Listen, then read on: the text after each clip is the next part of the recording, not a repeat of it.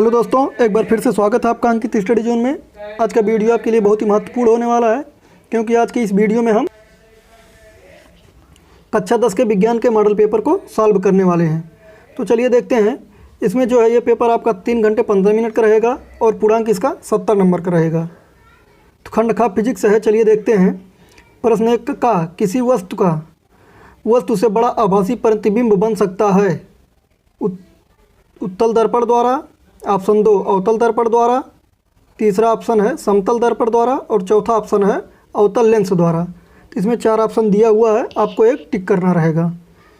अगला है प्रतिरोधकता का एसआई मात्रक है।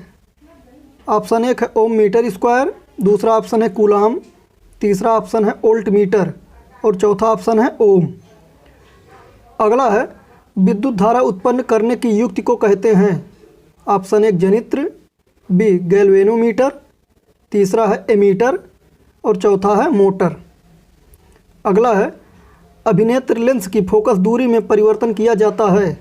ऑप्शन 1 पुतली द्वारा, ऑप्शन 2 दृष्टिपटल द्वारा, ऑप्शन 3 है पश्चिमाभि द्वारा, ऑप्शन 4 है परितालिका द्वारा। अब आते हैं क्वेश्चन नंबर 2 पर। 2 का है वाहनों में किस प्रकार के दर्पण को पश्च दृश्य दर्पण के रूप में वरीयता दी जाती है और क्यों? तो इसका आप लोग को आंसर लिखना रहेगा, क्योंकि ये 2 नंबर का सवाल है। अगला देखते हैं। किसी अवतल लेंस की फोकस दूरी 15 सेंटीमीटर है। वस्तु को लेंस से कितनी दूरी पर रखें कि इसके द्वारा वस्तु का लेंस 10 सेंटीमीटर दूर प्रतिबिंब बने?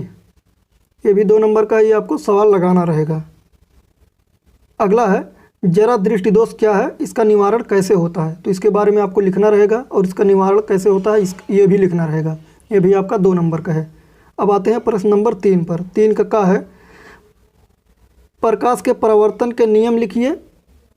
20 सेंटीमीटर वक्रता त्रिज्या वाले अवतल दर्पण के सामने नंबर 1 5 सेंटीमीटर दूरी पर और नंबर 2 15 सेंटीमीटर दूरी पर कोई वस्तु रखने पर प्रत्येक स्थिति में प्रतिबिंब कहाँ और कैसे बनेगा, ज्ञात कीजिए। तो ये आपको पहले प्रकाश के परावर्तन का नियम लिखना रहेगा, उसके बाद ये आपको सवाल हल करना रहेगा। तो ये आपका 4 नंबर का सवाल रहेगा।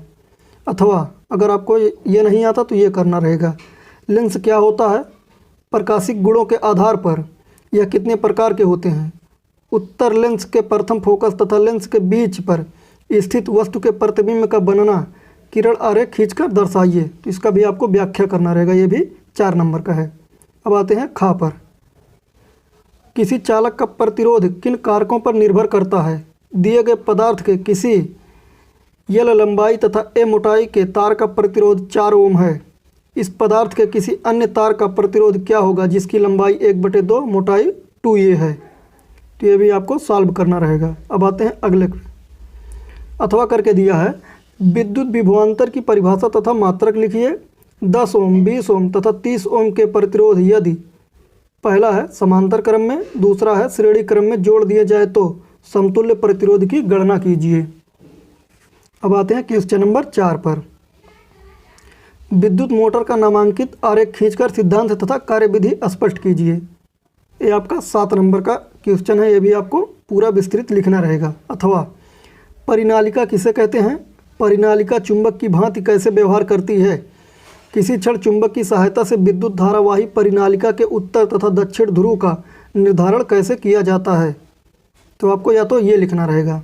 अब आते हैं खंड खा पर, जो है रसायन विज्ञान। तो पहला इसमें दिया हुआ है Zn + Cu खाली स्थान Zn SO4 + Cu का रासायनिक अपक्रिया किस प्रकार की है? ऑप्शन 1 संयोजन अपक्रिया, ऑप्शन 2 विस्थापन अपक्रिया, ऑप्शन 3 द्विविस्थापन अपक्रिया, ऑप्शन 4 वियोजन अपक्रिया। अब आते हैं खा पे।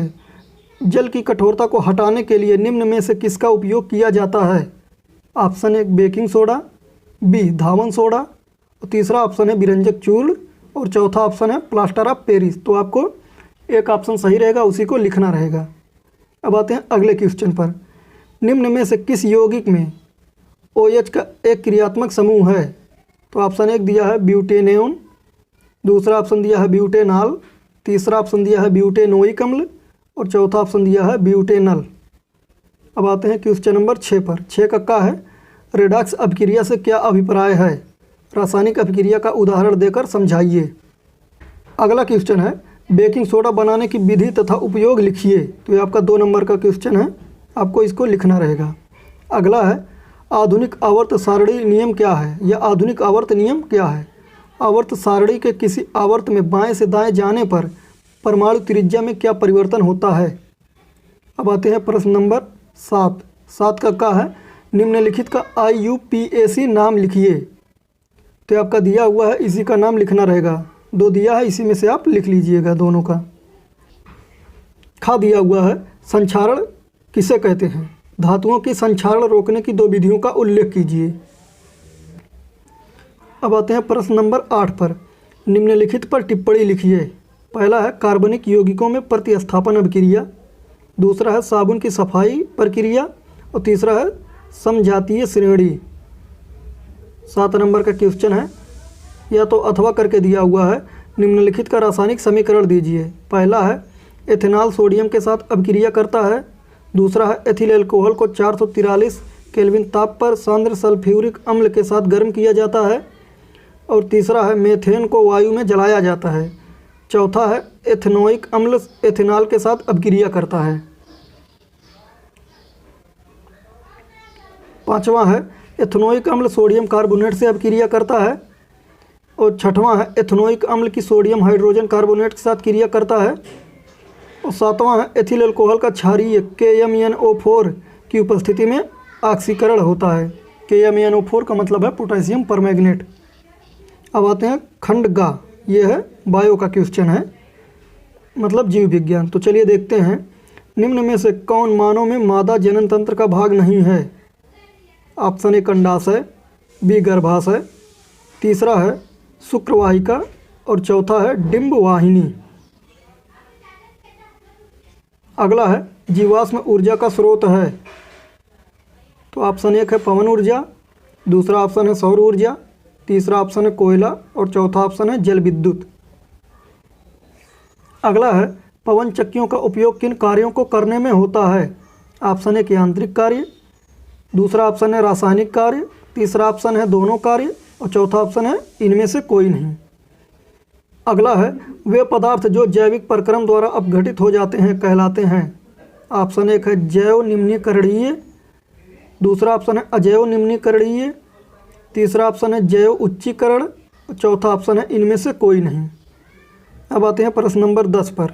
10 का क्या है, स्वपोषी पोषण के लिए आवश्यक परिस्थितियां कौन सी हैं और उसके उप उत्पाद क्या है। दूसरा क्वेश्चन है पुष्प के बीजांड का स्वच्छ नामांकित चित्र बनाइए। तो आपको चित्र बनाना रहेगा, उसके बारे में थोड़ा सा लिख देंगे तो अच्छा नंबर मिलेगा। अगला है जैव निम्नीकरणीय पदार्थ पर्यावरण को किस प्रकार प्रभावित करते हैं। अब आते हैं क्वेश्चन नंबर 11 पर।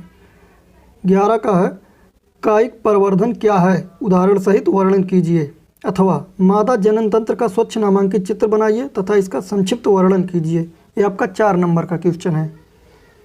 खा है लिंग गुणसूत्र किसे कहते हैं, मानव में लिंग निर्धारण की प्रक्रिया को समझाइए। अगला है जीवाश्म क्या है, वे जैव विकास प्रक्रम के विषय में क्या दर्शाते हैं। अब आते हैं क्वेश्चन नंबर 12 पर। तो इसका है पहला क्वेश्चन है मानव पाचन तंत्र का नामांकित चित्र बनाकर आमाशय तथा क्षुद्रांत में होने वाली पाचन क्रिया का वर्णन कीजिए। अथवा पादपों में परिवहन से आप क्या समझते हैं, पौधों में जल भोजन तथा अन्य पदार्थों के स्थानांतरण को स्पष्ट कीजिए। 13 आपका मॉडल पेपर, इसी प्रकार आपका पेपर आने वाला है। आप लोग को जैसा वीडियो लगा होगा उसकी प्रकार कमेंट कीजिएगा, हम इसका हल लेकर आएंगे। तो आज के लिए बस इतना ही, बाकी मिलते हैं नेक्स्ट वीडियो में। तब तक के लिए हमारे चैनल को सब्सक्राइब करना ना भूलें। धन्यवाद।